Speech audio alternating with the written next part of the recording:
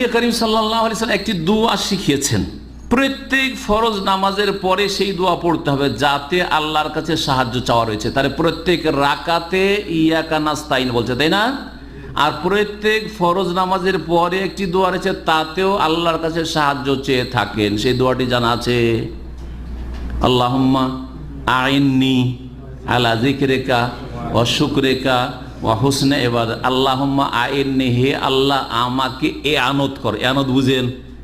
যারা দলের নামে চাঁদা করে ওই এয়ানত বলে। ক্লিনার 300 টাকা বেতন হলেও 10 টাকা করে মাসে আদায় করে, কথা বোঝা গেছে?